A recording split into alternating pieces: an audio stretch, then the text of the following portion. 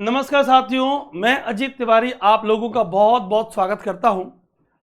और जैसा कि इवनिंग से मैसेजेस मेरे पुराने विद्यार्थियों के आ रहे हैं कि सर एग्ज़ाम औसम हुआ और कुछ लोग अच्छा नहीं कर पाए क्योंकि वो कोचिंग क्लासेस करते रह गए, नोट्स ठीक से रिवाइज नहीं कर पाए, तो आप परेशान नहीं होंगे।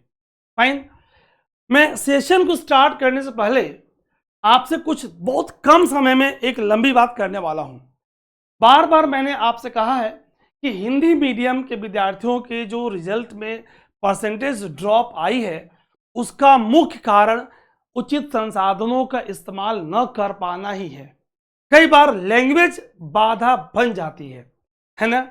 इसीलिए मैंने अभी जो अनअकैडमी मुखर्जी नगर में क्लासेस ली और हिंदी मीडियम के बैच में मैंने जो ज्योग्राफी कराया, उसमें मैंने इंग्लिश के सोर्सेज को रेफर किया, चाहे बात स्टॉलर की हो, चाहे बात डाउन टू अर्थ की हो, चाहे बात जीसी लियोंग की हो, चाहे बात एनसीईआरटी जो दोनों माध्यम में एक समान है।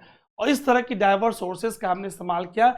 इसका नतीजा ये हुआ, जी हाँ ध्यान सुनिएगा, नतीजा ये हुआ, आपको जान के ताजुब होगा कि मोर देन 70% क्वेश्चन सीधे नोट से आए। जी हाँ, ये पूरी बात बच्चों के वीडियो पोर्टल पे है और मार्केट पे अवेलेबल मेरे नोट्स पे है। जैसे ये मेरा फिजिकल ज्योग्राफी भाई अजीत तिवारी सर, फिर इंडियन ज्योग्राफी भाई अजीत तिवारी सर, और एनवायरमेंट भाई अजीत तिवारी सर। ये सारी बात मैं हिंदी मीडियम की कर रहा हूं, जहां मैंने ऑथेंटिक सोर्सेज से नोट्स कंपाइल किया। आइए ज़्यादा समय लगाए बगैर हम आगे बढ़ते हैं। तो आज मेरे पास जो सेट अवेलेबल है वो है सेट डी। सेट डी मेरे पास अवेलेबल है, जिसमें मैं ज्योग्राफी, एनवायरनमेंट और बायोडाइवर्सिटी के क्वेश्चंस के बारे में कुछ चर्चा आपसे करने वाला हूं। ठीक, तो जब तक यूपीएससी के ऑफिशियल आंसर न आ जाए तब तक मैंने प्रयास किया है, काफी क्लोज आने का प्रयास किया है। हर बार एक दो क्वेश्चंस की डिफरेंस तो रहती है, आप जानते हो, है ना। तो अगर मैं इस क्वेश्चन पे आऊं सेट डी की, the longest border between any two countries in the world is between, विश्व में किन्हीं दो देशों के मध्य सबसे लंबी सीमा निम्नलिखित में से किनके मध्य है। मैं बिल्कुल साइड हो जा रहा हूं, आप आराम से क्वेश्चन को देखें। तो अगर हम कनाडा एंड यूएस की बात करें तो लगभग 8,900 किलोमीटर। ठीक, अगर हम चिली और अर्जेंटीना की बात करें तो लगभग 5,308 किलोमीटर। अगर हम चीन और भारत की बात करें लगभग 4,056 किलोमीटर। और अगर हम कजाकिस्तान और रशियन फेडरेशन की बात करें तो 7,800 किलोमीटर। ये आपके सामने आंकड़े हैं और यहां से पूछा गया कि भाई सबसे लंबी, तो right answer is a, Canada and USA. ठीक, तो आइए इस बार हमने ऑब्जर्व किया है, जो बार बार मेरा बल रहता है कि बेसिक्स हमने इसी तरह इंडिया जब डील किया तो नोट सामने पड़ा हुआ है।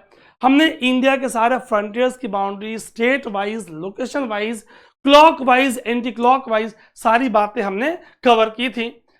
चलिए, ये आपको साफ साफ दिख रहा है कैसे रसिया और कजाकिस्तान की बाउंड्री आपको दिख रही है। Consider the following countries: Italy, Japan, Nigeria, South Korea, and South Africa. Which of the above countries are frequently mentioned in the media for their low birth rates or aging population or declining population? चर्चा में थी report हाल ही में। आइए इस बात को समझते हैं। इटली, जापान, नाइजीरिया, दक्षिणी कोरिया, दक्षिणी अफ्रीका में अगर बात करें तो निम्न जन्म दर, वृद्धोन्मुख जनसंख्या अथवा हरासमान जनसंख्या, इसमें से कौन सा कूट है, कौन सा कोड है जो इससे संबंधित है ना। तो आप अपने कमेंट सेगमेंट में अपना आंसर बताने का प्रयास करें। कमेंट सेगमेंट में जो आपको आंसर लग रहा है, आपके सामने विकल्प है ए बी सी डी, आप उसको बताने का प्रयास करें। जापान की बात करें तो जापान चर्चित है लो बर्थ रेट, जो सन 2000 में जापान की बर्थ रेट की बात करें जो 9.5 था, यानी 9.5, ध्यान सुनिएगा, 9.5 बर्थ प्रति 1000 महिला सन 2000 में। ठीक, वो घट के 2020 में 6.8, इसी कारण ये चर्चा में आया। तो जापान तो राइट आंसर, आप जानते हो जापान में जीवन प्रत्याशा लाइफ एक्सपेक्टेंसी ज्यादा है, बर्थ रेट कम है, डिक्लाइनिंग पॉपुलेशन है, पिरामिड्स कुछ आपकी और ऐसी बनेंगी। तो अब सेकंड राइट है। आइए देखते हैं थ्योरी ऑफ एलिमिनेशन जो मैंने सिखाया था, बी कट डी कट। अब आपके पास विकल्प है 1, 2 और 4, 2 और 4। ध्यान सुनिएगा, बड़ा मजेदार क्लोज ऑप्शन यूपीएससी ने दिया है। अगर इटली की बात करें तो पूरे यूरोपियन यूनियन में इटली के पास आप देखेंगे लोवेस्ट बर्थ रेट है। वहां के युवा रोजगार में और जिम्मेदारियों को उठाने से बच रहे हैं। मैं इटली की बात कर रहा हूं, आप इसे अपने पर ना लें, ठीक। तो आप देख पा रहे हो, have a look on screen, कि इटली की अगर बात करें, गवर्नमेंट के डाटा की बात करें तो 1.24 कितना कम, देखिए जो 2022 में था वो और घट के 1.2 हो गया 2023 में। ओ माय गॉड, इटली आपके सामने सही आ गया। इटली जापान 1 और 2 का ऑप्शन है नहीं, तो आप दक्षिण कोरिया है ही, आप जानते हो, ठीक। तो साउथ कोरिया के पास विश्व की लोवेस्ट फर्टिलिटी रेट है, ठीक, तो जो कि बिल्कुल 0.72 गिर गई है। माय गॉड, कितनी, 0.72। देख रहे हो आप हम लोग कितने मानव संसाधन के धनी हैं और इनकी हाल कैसी हो रही है। So A is the right answer, 1, 2 and 4, Italy, Japan and South Korea. इसे मैंने डिटेल में समझा दिया है। Japan's birth decline from 9.5 birth per 1000 women in 2000 to 6.8 per 1000 women in 2020. A declining population, birth rate coupled with long life expectancy have resulted in an aging population. ये आपको स्पष्ट दिख रहा है। इटली की बात करें तो had one of the lowest birth rate in European Union and country is aging at much faster rate। क्यों भाई, आप साफ साफ देख पा रहे हो, रिपोर्ट आपके पास गवर्नमेंट की है क्या, कि बर्थ रेट 1.24 जो 2022 में थी वो ड्रॉप कर गई है 1.2 इन 2023। सो अभी भी जापान से मल्टीपल टाइम्स लो इनकी बर्थ रेट है। साउथ कोरिया वर्ल्ड का लोवेस्ट फर्टिलिटी रेट, तो आपके पास वैल्यू कितनी, 0.72 इन 2023, जो 0.78 से ड्रॉप कर गई जो 2022 में थी। इस तरह आपके पास आंसर आ गया 1, 2 एंड 4। आइए देखते हैं, बहुत ही प्यारा क्वेश्चन है। निम्नलिखित कथनों पर विचार कीजिए, consider the following statements. Statement 1, कथन 1, SUMED pipeline is strategic route for Persian Gulf oil and natural gas shipments to Europe. Statement 2, SUMED pipeline connects the Red Sea with the Mediterranean Sea. दोनों कथन को देख लेते हैं, Hindi English दोनों करेंगे ताकि दोनों विद्यार्थियों को फायदा हो। तब तक इंग्लिश वाले आंसर कमेंट में टाइप करिए। सुमेध पाइपलाइन यूरोप को जाने वाली फारस की खाड़ी, पर्शियन गल्फ की बात हो रही, के तेल और प्राकृतिक गैस नौभार के लिए शिपमेंट के लिए एक रणनीतिक मार्ग है। सुमेध पाइपलाइन लाल सागर को भूमध्य सागर से जोड़ती है। उपयुक्त कथनों के संबंध में निम्नलिखित कथनों में से कौन सा सही है। आप कथन को ध्यान से पढ़ेंगे, ठीक, और समझने का प्रयास करेंगे। स्वेज कैनाल आपको याद है, स्वेज कैनाल भी लाल सागर को भूमध्य सागर से connects Red Sea with Mediterranean. Sumed pipeline entirely located in Egypt, है ना, वेरी स्ट्रेटेजिक इन लोकेशन। यानी आप आराम से इस क्वेश्चन को समझने का प्रयास करेंगे। क्या दिख रहा है आपको, दोनों कथन सही है, ठीक। अब statement 2 does not explain statement 1, दोनों कथन सही है, सो बी इज द आंसर। ये आपको दिख रहा है साफ साफ, सुमेध पाइपलाइन, ये स्वेज कैनाल, ये रेड सी, ये मेडिटेरेनियन सी। रेड सी से आप, ये आपको पोर्ट सही दिख रहा है ना, मेटेरियल सी दिख रहा है आपको, एन सुखना से सीडी खेरीर, ये आपको सुमेत पाइपलाइन दिख रही है, काफी स्ट्रेटेजिक लोकेशन में है। ठीक, so B is the right answer. आइए क्वेश्चन नंबर नेक्स्ट पे। The Red Sea receives very little precipitation in any form. लाल सागर की बात करें तो किसी भी रूप में बहुत कम वर्षण होता है। No water enters the Red Sea from the rivers. लाल सागर में नदियों से जल का प्रवेश नहीं होता, कोई खास ऐसी नदी इसमें प्रवेश नहीं कर रही है। आइए इस कथन को समझते हैं। आपको इसमें से करेक्ट स्टेटमेंट ढूंढना है, तो आप कमेंट सेगमेंट में अपना आंसर करने का प्रयास करिएगा। तो आप अभी पीछे के डायग्राम में अगर आप क्वेश्चन को एक बार अच्छे से देख लीजिए, लाल सागर में नदियों से जल का प्रवेश नहीं होता, किसी भी रूप में बहुत कम वर्षण होता है। अगर लाल सागर की हम बॉर्डरिंग कंट्रीज की बात करें, आइए जरा देखते हैं लोकेशन को। ये आप लाल सागर को देख पा रहे हो, गल्फ ऑफ एडन, जिबूती। ठीक, यानी एक इंडियन ओशन का, हिंद महासागर का एक इनलेट है जो आपको अफ्रीका और एशिया के बीच में दिख रहा है। इजिप्ट, सऊदी अरेबिया, यमन आपको मैप में स्पष्ट दिख रही हैं। सूडान, इरिट्रिया, जिबूती, ये आपको साफ साफ दिख रहे हैं।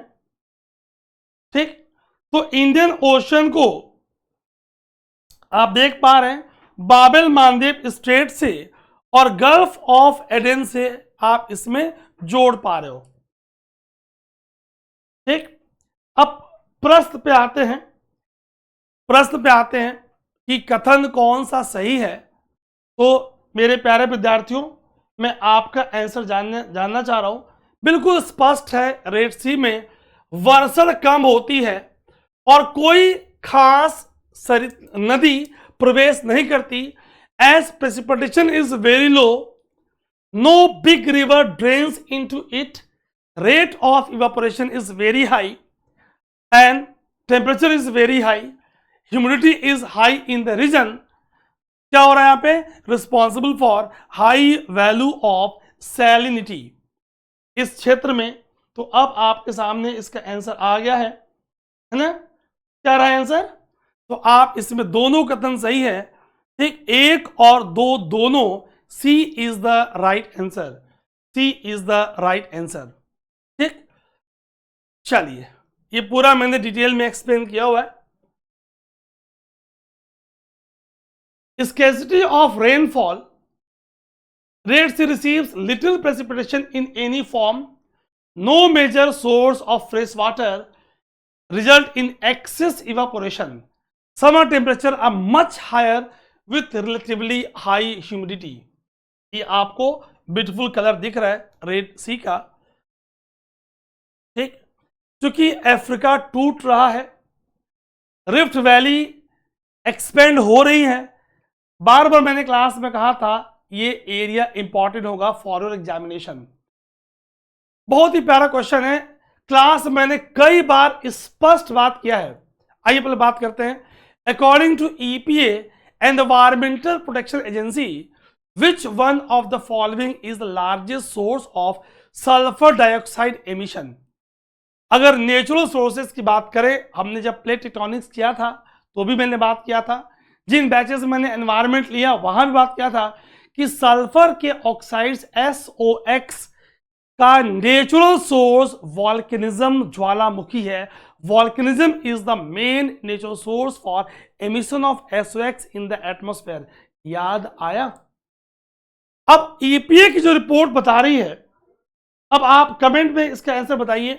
साफ साफ मेंशन है कि power plants using fossil fuels, that is D is the right answer. जीवाश्म ईंधनों का उपयोग करने वाली विद्युत संयंत्र, और साथ में उसमें ऐड किया उन्होंने एंड अदर इंडस्ट्रियल फैसिलिटीज। सो 30 का D is the right answer. मैं जानता हूं कि आप आंसर जानना चाह रहे हो, इसलिए मैं बहुत लंबा समय नहीं लगा रहा और फास्ट मूव कर रहा हूं। कंसिडर द फॉलोइंग स्टेटमेंट्स, निम्नलिखित कथनों पर विचार कीजिए। Statement 1, atmosphere is heated more by incoming solar radiation than by terrestrial radiations.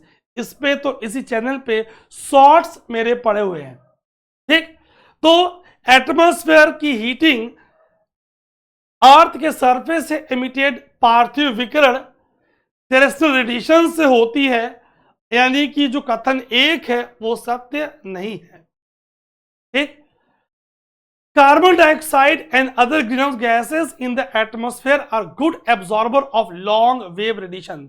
हमने बात किया था कि all those gases and components present in the lower atmosphere that are transparent to insolation but absorbs long waves back radiations emitted by Earth's surface are behaving as greenhouse gas, and out of them only 6 are recognized by Kyoto.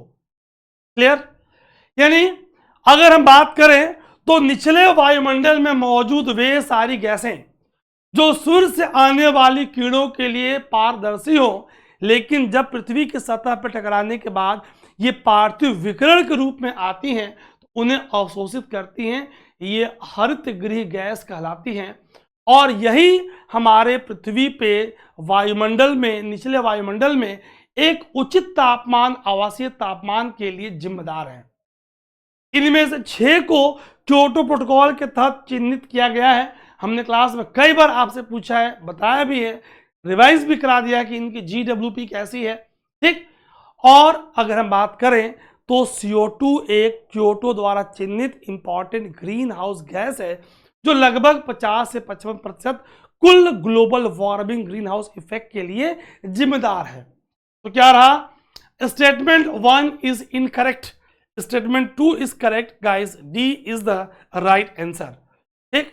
आइए आगे बढ़ते हैं। 51 का D, तो जो short waves सन से आई वो transparent है, उनको ग्रीन हाउस गैस, उनको CO2 अवशोषित नहीं करती क्योंकि ये लघु किरणें हैं, वेवलेंथ इनका कम है, पेनिट्रेशन पावर हाई है। लेकिन जब अर्थ सरफेस इनको लॉन्ग वेव्स के फॉर्म में री एमिट कर रहा है तो ये CO2 और अदर गैसेस इनको एब्जॉर्ब करती हैं और निचले वायुमंडल में तापमान को मेंटेन करती हैं। इसीलिए पृथ्वी की सतह से क्षोभ विक्षोभ मंडल ट्रोपोस्फेयर में बढ़ती ऊंचाई के साथ तापमान में कमी आती है, ठीक। चलिए गाइस, बहुत प्यारा क्वेश्चन। कुछ मेरे विद्यार्थियों ने बताया भी कि सर जल्दीबाजी में ये वाला क्वेश्चन मेरा गलत हो गया। मैंने कहा भाई कैसे गलत हो गया? ये तो आपने साफ साफ नोट्स में लिखा है। मैंने आपको पीटरसन का रिलेशन बताया था। आइए देखते हैं। Thickness of troposphere at equator is much greater as compare to poles. कुछ लोग जल्दीबाजी में 16 से 18 किलोमीटर भूमध्य रेखा पे ट्रोपोस्फेयर की हाइट और 6 से 8 पोल्स पे हाइट को थिकनेस से कंफ्यूज कर गए हैं, ठीक। भाई यहां पे क्षोभ मंडल की मोटाई की बात हो रही है, तो हमारे पास पीटरसन का रिलेशन है। क्या रिलेशन है? नोट्स में लिखा रखा है मैंने आपको कि भाई इक्वेटर को उन्होंने माना यूनिटी और लगभग, मैं बता दूं, लगभग 45 गुना ध्रुवों पे थिकनेस, मोटाई ज्यादा है, 44.7 टाइम्स। क्यों? सूर्य की किरणों का तिरछा होना, तापमान का कम होना, गैसों का संघनित कंडेंस होना, पृथ्वी की त्रिज्या का ध्रुवों पर कम होना, गुरुत्वाकर्षण की शक्ति का अधिक होना, ये सारे कारण जिम्मेदार है। यानी कथन एक, thickness of troposphere equator is much greater, ये हो गया गलत। भूमध्य रेखा पर क्षोभ मंडल की मोटाई का अधिक होना हो गया गलत। आगे देखते हैं। At the equator heat is transported to great height by strong convective currents. बिल्कुल याद करिए हमने कितने अच्छे से Hadley cell, Ferrel cell, polar cell किया था और हमने समझा कैसे जितनी एयर मास गर्म है, एक्सपेंड हो रही, फैल रही है, उसकी मॉइस्चर धारण क्षमता बढ़ रही है, वो हल्की हो जा रही है, ऊपर उठ रही है। यानी कथन 2 सत्य है। ठीक, अब देखते हैं इसमें से क्या आंसर है। कथन 1 सही नहीं है, किंतु कथन 2 सही है। Guys, D is the right answer. मेरे प्यारे विद्यार्थियों, जिन लोगों ने क्लासेस स्किप बंक नहीं की है और सिंसियरली क्लास की है, उनका तो झमाझम हुआ है। जिन्होंने क्लास बंक मारी है, उनका डैश एंड डैश हुआ है, जिसकी मुझे सहानुभूति है। जब जगे तभी सवेरा, दूर करेंगे हम अंधेरा, है ना। और आप बात मान लो मेरा, यही से होगी नई सवेरा। क्लियर? आइए आगे देखते हैं। चलिए, बहुत ही प्यारा क्वेश्चन है, बिल्कुल straight from your notes. Class में टेबल हमने बना रखा है। आइए देखते हैं। निम्नलिखित पर विचार कीजिए। ज्वल खंडास्मी पायरोक्लास्टिक मटेरियल, राख और धूल S and dust, NOx nitrogen के कंपाउंड्स, सल्फर के कंपाउंड्स SOX। याद है आपको, हमने स्पष्ट लिखा है। हमने वॉल्केनिक बम, लेपिलाई, टफ की बात की है, पायरोक्लास्टिक मटेरियल की बात की है, NOx की बात की है, और कहा था टोटल गैसेस इरप्शन का, कुल गैसेस इरप्शन का 90% इज वाटर वेपर स्टीम। यानी चारों सही है, ऑल 4 आर करेक्ट, सभी 4 सही है ना प्यारे विद्यार्थियों। आइए देखते हैं। तो अगर आप 2025, 26, 27 प्लान कर रहे हैं, तो आपके पास अधिक समय नहीं है। आप सिंसियरिटी के साथ लग जाएं, हमसे जुड़ जाएं और अपनी प्रिपरेशन करते रहें। बहुत ही प्यारा क्वेश्चन है, बिल्कुल एनसीईआरटी से स्ट्रेट क्वेश्चन पूछा गया है। जरा क्वेश्चन देखिए तो,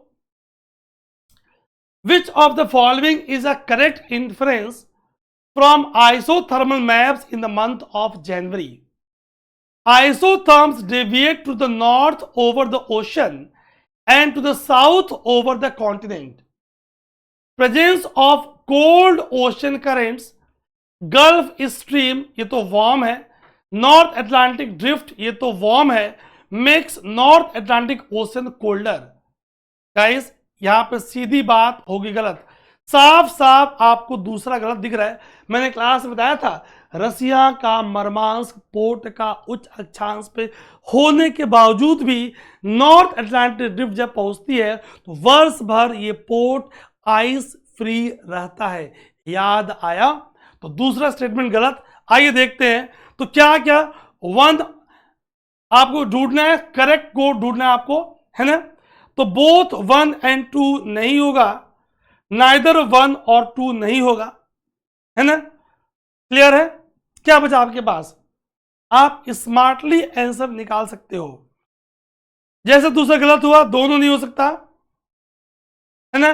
अब आगे देखते हैं। आइसोथर्म्स, एक मिनट इसे होल्ड करेंगे, isotherms deviate to the north over the ocean.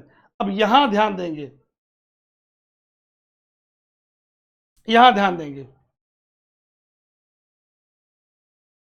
मैं आपका कमेंट चेक करने का प्रयास कर रहा हूं, क्या लिखा है आपने। चलिए थोड़ा सा मैं समझा दे रहा हूं, क्योंकि कुछ बच्चों को इसमें कंफ्यूजन थी, थोड़ा सा मैं कंसेप्ट आपको क्लियर कर दे रहा हूं। स्टेटमेंट 1 को लेके कुछ बच्चों को कंफ्यूजन थी, तो मैं सीधा आंसर बता दूं, 1 ओनली। आपको पहले केवल 1, लेकिन मैं थोड़ा सा एक्सप्लेन कर दे रहा हूं। क्लियर है? आइए देखिए, समझिए, हैव अ लुक। देखिए आप, अगर हम तापमान की बात करें जनवरी के महीने में, जनवरी में sun shines vertically overhead near the Tropic of Capricorn, मकर रेखा पे सूर्य की किरणें लंबवत पड़ रही है।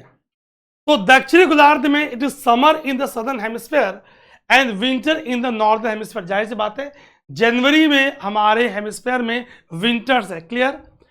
इन northern hemisphere land masses are colder than the oceans. Land जल्दी से गर्म, जल्दी से ठंडा, ओशंस धीरे धीरे गर्म और धीरे धीरे ठंडा। बेसिक्स सब क्लियर है आपका। आगे देखते हैं। As the air is warmer over the oceans, क्यों? ओशन धीरे धीरे गर्म होगी और धीरे धीरे ठंडा होगी। Then over land mass in the northern hemisphere, isotherms bend towards the north, that is poles, when they cross the ocean, and to the south equator over the continents. इसलिए स्टेटमेंट 1 को हमने सही मान लिया था, ठीक। This can be clearly visible over the North Atlantic Ocean. Presence of warm ocean currents, Gulf Stream, North Atlantic drift make the North Atlantic Ocean warmer and isotherm bend towards the pole. ऐसा हम देख पाते हैं. Over the land, temperature decreases sharply and isotherm bend towards the equator in Europe. ऐसा हमने पाया है. In the southern hemisphere, effect of ocean is well pronounced. क्यों? क्योंकि 20% ही कुल लैंड मास southern hemisphere में है. 80% total land mass is present in the northern hemisphere. हमने इसे बहुत अच्छे से डिस्कस किया हुआ है. Which of the following countries are well known as two largest cocoa producers in the world? निम्नलिखित में से कौन से देश विश्व के दो सबसे बड़े कोको उत्पादक के रूप में विख्यात हैं? गाइस, कोट डी आइवर और घाना. सी इज द राइट आंसर, ठीक.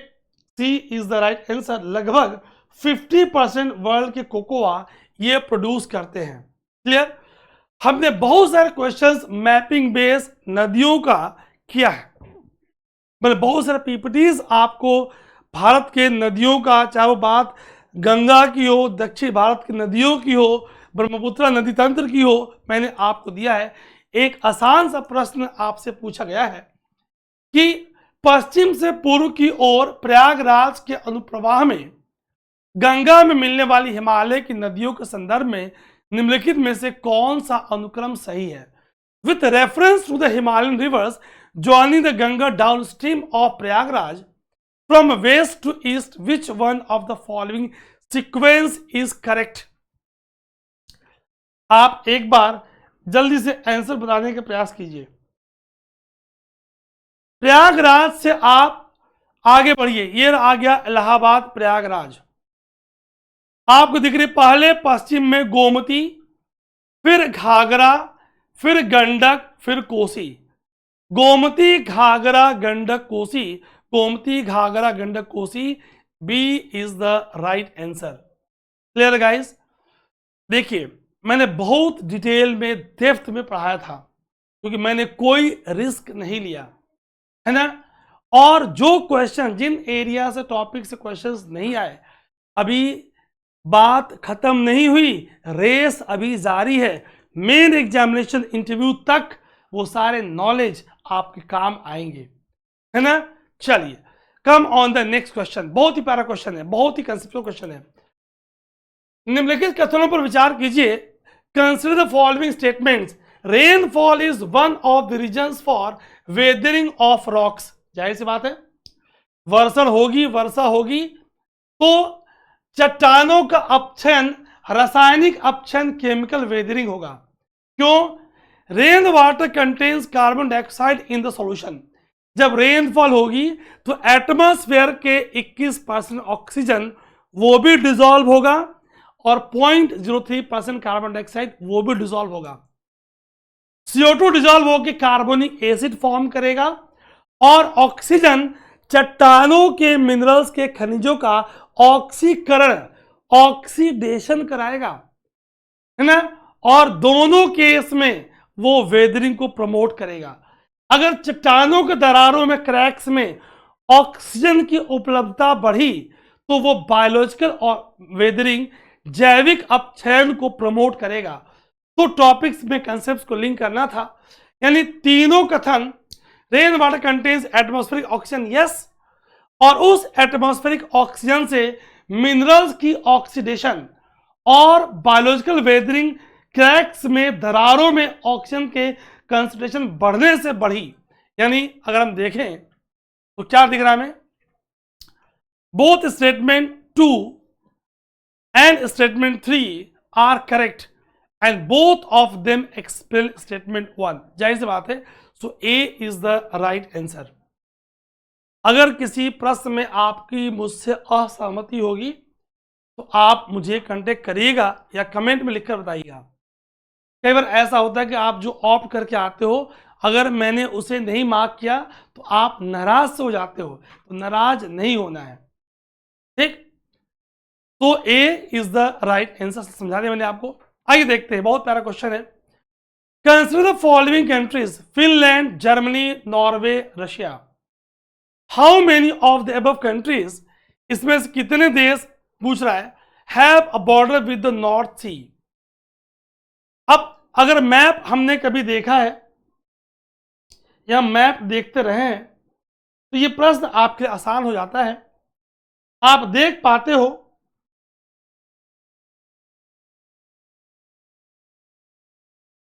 क्या रहा आंसर आपका? ओके, क्या टिक किया आपने?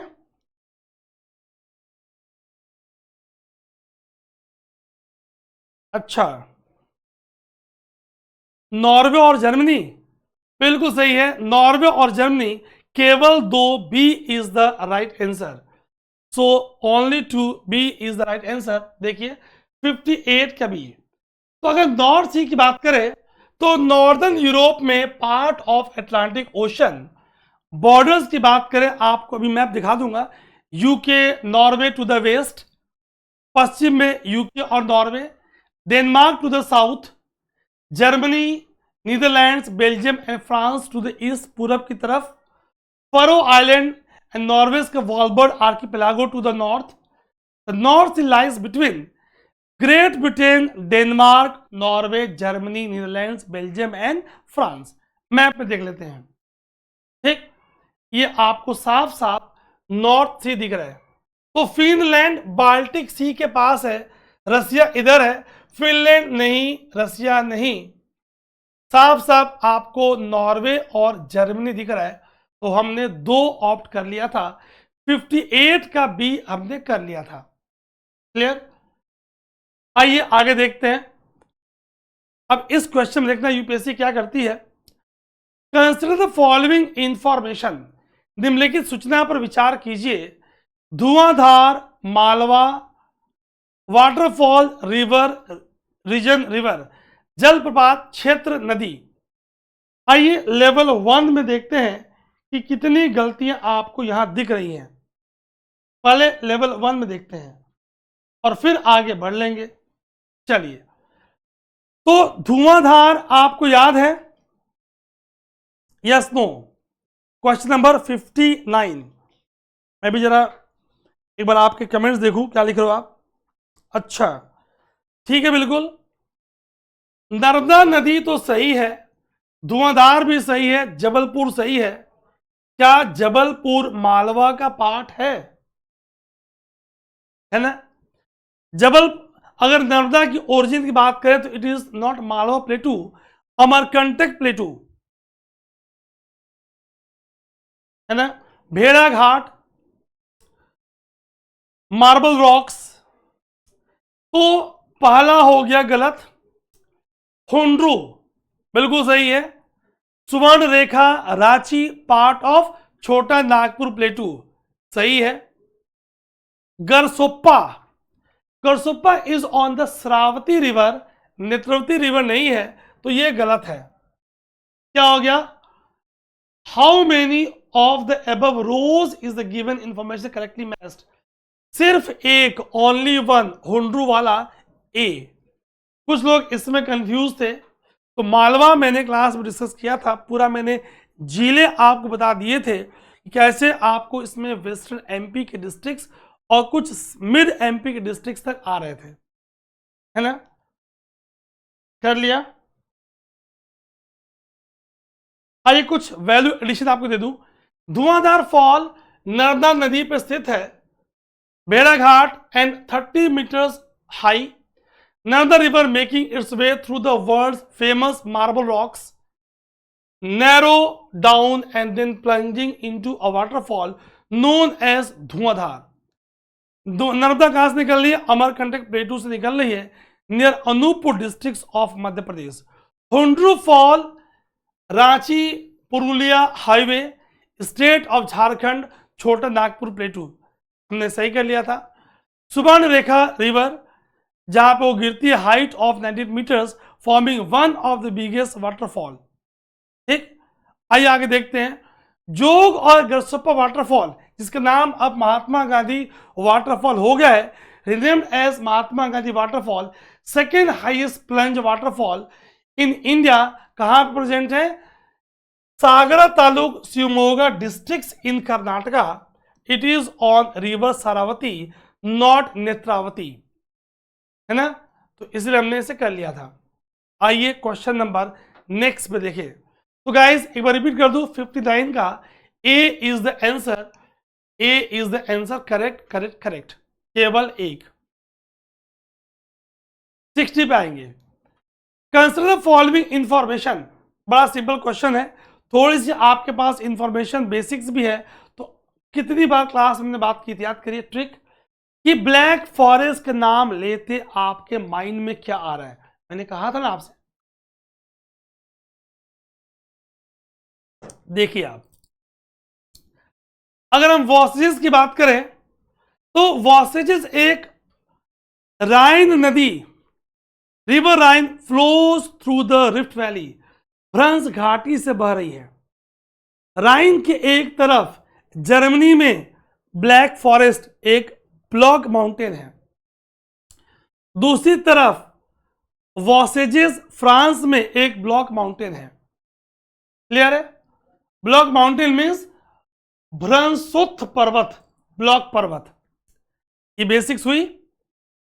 यानी एंडोजेनेटिक टेंशनल फोर्सेस के कारण जो क्रैक्स बनी, उन्होंने फिशर्स की फॉर्मेशन करी और वर्टिकल मूवमेंट से ब्लॉक माउंटेन की फॉर्मेशन हुई। संक्षेप के शब्दों में आगे देखते हैं। वोसेजेस ब्लॉक माउंटेन है, गलत। आल्प्स एक फोल्ड माउंटेन है, गलत। नॉर्थ अमेरिका का एपलेशन एक फोल्ड माउंटेन है, सही। साउथ अमेरिका का एंडीज एक फोल्ड माउंटेन है, सही। How many of the above rows correctly matched? 3 और 4 यानी कि 2 करेक्टली मैच्ड हैं। B is the right answer, only 2। आसान प्रश्न था, अगर आ गया तो आसान, नहीं तो यही कठिन। जीव, सिकाड़ा, साइकेंडा, मंडूक फूदक, फ्रॉग हॉपर, ताल विसर्पी, पॉड स्केटर, हमेशा आप अंग्रेजी के सोर्स को देखें। Cicada, frog hopper and pond skater, UPSC कई बार कभी तितलियों के नाम, कभी कीटों के नाम, मछलियों के नाम, पौधों के नाम आपसे पूछती रही है 2011 के बाद से। तो ये जो नाम आपको दिख रहे हैं, ये है क्या? ये है क्या? ये दिखते कैसे हैं? आइए पहले मैं आपको दिखा दूं, फिर आप मुझे बताइएगा। ये पॉन्ड स्केटर, ये सिकाडा, ये फ्रॉग हॉपर, दिखा आपको? अब आपके पास विकल्प था, क्या ये पक्षी हैं, बर्ड्स? नहीं। क्या मछली है? नहीं। क्या ये सरीसृप वर्ग के जीव है? नहीं। ये तो इंसेक्ट्स हैं, कीट हैं। कहां से, कौन से ऑर्डर के? ये इंसेक्ट्स हैं, लार्जेस्ट ऑर्डर ऑफ इंसेक्ट्स, जिसे बोलते हैं हेमिप्टेरा। हेमिप्टेरा, हेमिप्टेरा के सदस्य हैं। ठीक, तो इंसेक्ट्स की बात करें, यानी इस प्रश्न में सी इज द आंसर। 61 का सी इज द आंसर, 61 का सी इज द आंसर। ठीक, चलिए, बहुत ही प्यारा क्वेश्चन है, बड़ा कंफ्यूजिंग सा है। एक आर्टिकल आया था जहां से यूपीएससी ने क्वेश्चन फ्रेम किया हुआ है। मेनी च्यूइंग गम्स, यहां पे मेनी है, found in a market are considered a source of environmental pollution.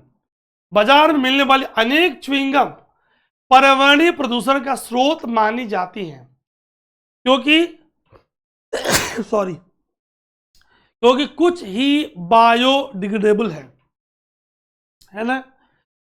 तो मेनी ये सही है। Many chewing gums contain plastics as gum base, many ये भी सही है। Both statement 1 and 2 are correct and statement 2 explain statement 1। क्योंकि प्लास्टिक इसका गम बेस है, इसीलिए वो एनवायरमेंटल कॉन्टेमिनेंट्स की तरह बिहेव कर रहा है।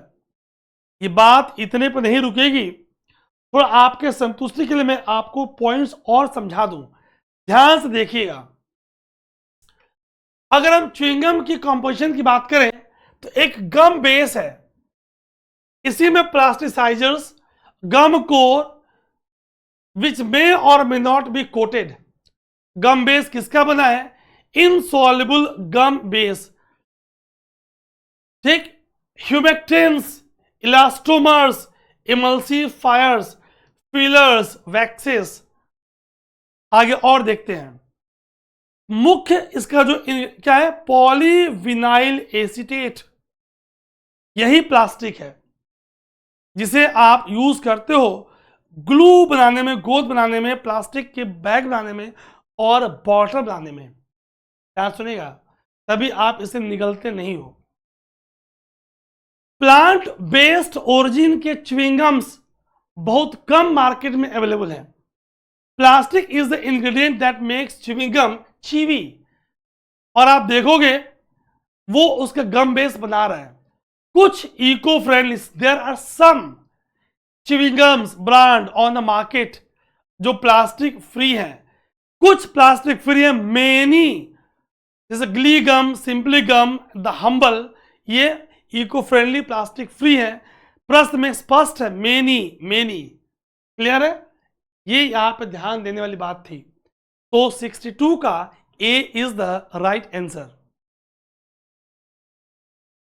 Consider following pairs: Brazil, indri, Indonesia, elk, Madagascar, बोनोबो।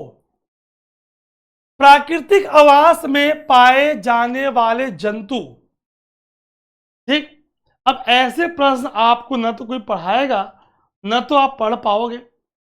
ये आप अगर टकरा गया आपसे तो सवाल बन जाएगा, नहीं तो परेशान होने की जरूरत है नहीं। हर साल यूपीएससी कुछ ऐसे सवाल पूछेगी जो आपको न तो कोई पढ़ेगा न तो कोई पढ़ाएगा। ये कुछ वैसा ही है। आगे देखते हैं। ये आपको दिख रहा है इंड्री, इंड्री है endangered species found only in remote part of north eastern Madagascar, जो वहां के नियम के द्वारा बचा हुआ है। कहां मिल रहा है? मेडागास्कर। यानी इंड्री का ब्राजील हो गया गलत, पाला हो गया कट। आगे देखते हैं। एल्क, आजकल ये एल्क दिख रहा है native to North America and Central and East Asia.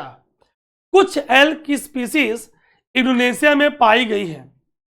बोनोबो apps are found, ये दिख रही है आपको, ओनली इन, कहां पे भाई? Democratic Republic of Congo, known as Congo basin. इस बार कॉन्गो बेसिन से 2 सवाल आए हैं, क्लियर है? चलिए, तो अब देखिए आपको क्या क्या दिख रहा है आंसर यहां पे, ये देखिए आप। तो बोनोबो वाली बात मैच नहीं हो रही है।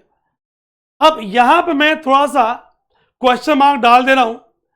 यहां पे अब यूपीएससी क्या ऑप्ट करेगी? या तो ए ऑप्ट करेगी ओनली 1, या तो नन। स्ट्रिक्ट हो जाएगी तो डी ऑप्ट करेगी, और अगर थोड़ी सी फ्लेक्सिबल रहेगी तो ए ओनली 1। तो यहां पे A/D। अब डिपेंड अपॉन यूपीएससी किस लेवल पर स्ट्रिक्ट जा रही है। निम्नलिखित में से कौन सा वृक्ष एक ऐसे कीट के साथ एक अद्वितीय संबंध को दर्शाता है जो इस वृक्ष के साथ सह-विकसित हुआ है और एकमात्र कीट है जो इस पेड़ को परागित कर सकता है? Which one of the following shows a unique relationship with an insect that has co-evolved with it, and that is the only insect that can pollinate this tree? School days NCERT से आप अजीर fig पढ़ते आए हो। A68 का A is the right answer. Fig in Hindi अजीर। ये आपको wasp दिख रही है, ठीक। All fig trees are pollinated by very small wasp of the family Agonodidae, tropical plant with numerous species around the world. तो वैस्प के साथ साथ ये भी पूरा प्रोसेस यहाँ पे मैकेनिज्म है जो मैं अभी फिलहाल आपको नहीं बता रहा। आप चाहें तो वीडियो को पॉज करके देख सकते हैं, मैं साइड भी हो गया हूं, ठीक। चलिए, बटरफ्लाइज, फिश एंड फ्रॉक्स, तितली, मत्स्य और मेढक, कौन विषाक्त जातियां हैं, पॉइजनस स्पीसीज हैं? देखते हैं गाइस। पेपिलो, नाम तो पेपिलियो है खतरनाक। क्यों भाई? Most poisonous butterfly in the world, यानी तितली पॉइजनस है। Clear? Species of puffer fish most poisonous in the world, मछली भी पॉइजनस है। And second most poisonous vertebrate golden dart frog, दिख रहा है, बहुत ही खतरनाक पॉइजनस मेढक है। तीनों के तीनों पॉइजनस हैं। पहले मैं आंसर टिक कर दूं, आगे बढ़ूं। सभी तीन, all three are poisonous. Clear? आगे और देखते हैं। मोस्ट, अगर इस फ्रॉग की बात करें तो इस फ्रॉग में इतना जहर टॉक्सिन है कि वो 10 से 20 इंसान को मार सकता है। सोचिए आप, ओ माय गॉड। आगे देखते हैं। Consider following cashew, papaya, red sanders. How many of the above trees are actually native to India? काजू, पपीता और रक्त चंदन में भारत के देसी वृक्ष कौन से हैं? अगर हम काजू की बात करें, याद होगा आपको,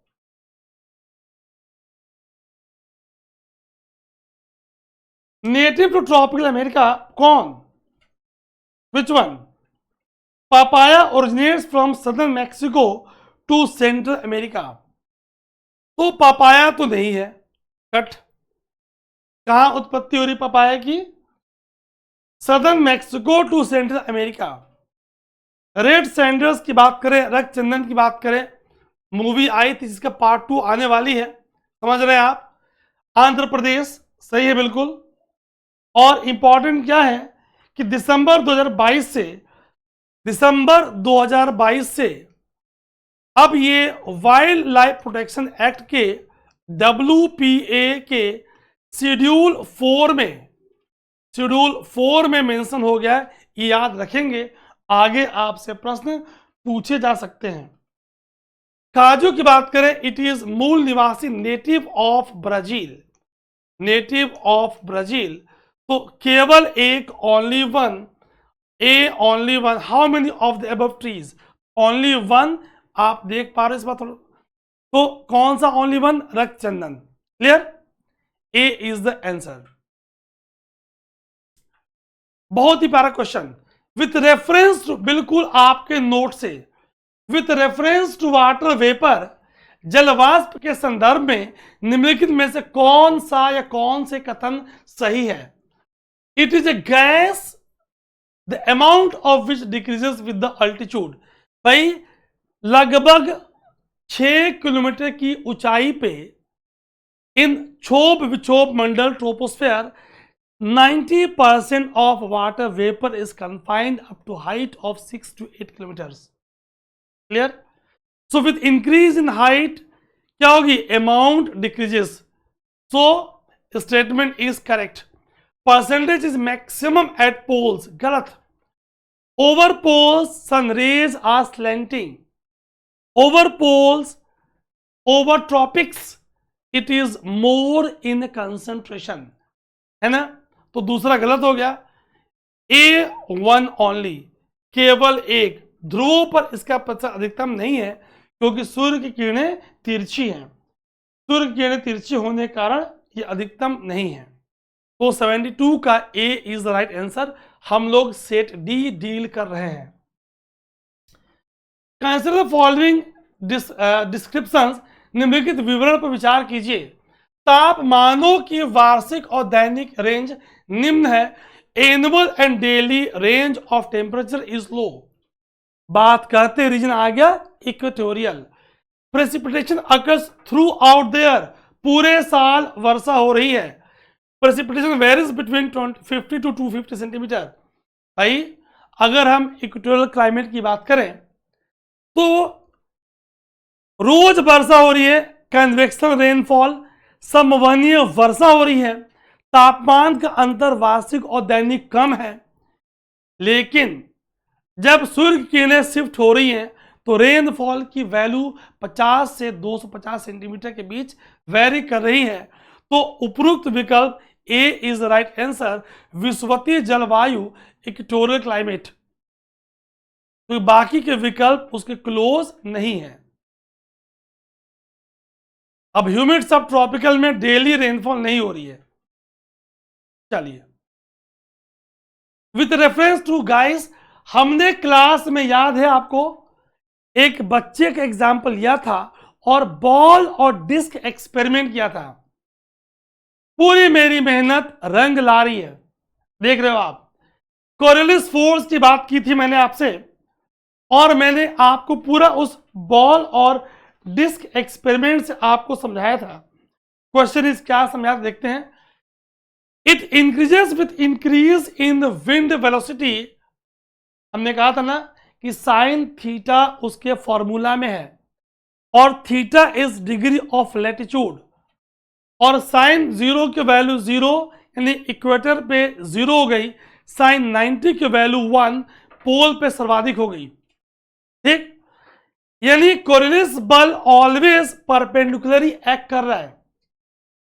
ध्यान सुनेंगे, है ना। तो आप यहां देखिए, यह पवन वेग की वृद्धि के साथ बढ़ता है, increases with increase in the wind velocity. Yes, जो मैग्नीट्यूड ऑफ डिफ्लेक्शन होगी is directly proportional to sine of latitude, horizontal velocity of wind and mass of moving body, तीनों के साथ डायरेक्टली प्रोपोर्शनल है। मास ऑफ बॉडी की बात यहां पर नहीं दी है, ये दो ऑप्शन आपको दिए हैं, तो दोनों maximum at poles and absent at equator, तभी तो ट्रॉपिकल साइक्लोन इक्वेटर पे फॉर्म नहीं हुए। 74 का सी, बोथ 1 and 2 पूरा एक्सप्लेन किया था, पूरा हमने बोर्ड पे क्लास में ड्रॉ किया है। On June 21 every year which of the following latitudes or latitude experiences a sunlight of more than 12 hours। भाई, जब सूर्य की किरणें 21 जून को कर्क रेखा पर लंबवत पड़ती है ना, तो जाहिर सी बात है, ये देखिए आप, सूर्य की किरणों का कर्क रेखा पर लंबवत पड़ना, यानी यहां पे 12 घंटे से दिन और रात, है ना। और जैसे ऊपर जाओगे दिन की लंबाई बढ़ती जाएगी, और आर्कटिक वृत्त के बाद कोई रात नहीं होगी, लैंड ऑफ मिडनाइट सन, यानी कर्क रेखा और आर्कटिक वृत्त 2 और 4, D is the right answer. 75 का टी। आइए देखिए, 21 जून को सूर्य की किरणें कर्क रेखा पर लंबवत पड़ी, और जैसे कर्क रेखा से हम उत्तरी गोलार्ध में आगे बढ़ रहे हैं, हम देख रहे हैं आर्कटिक वृत्त के बाद कोई रात नहीं हो रही है, पूरा का पूरा दिन हो रहा है। और इस तरह 2 और 4 आपके 2 और 4 Tropic of Cancer and Arctic Circle becomes the right answer. याद है, पूरा मैंने बोर्ड पे ड्रॉ करके अच्छे से आपको समझाया था, फिल इन द ब्लैंक्स भी दिया था। बहुत ही प्यारा question. One of the following, इसमें लोगों ने गलत किया हुआ, काफी लोगों ने।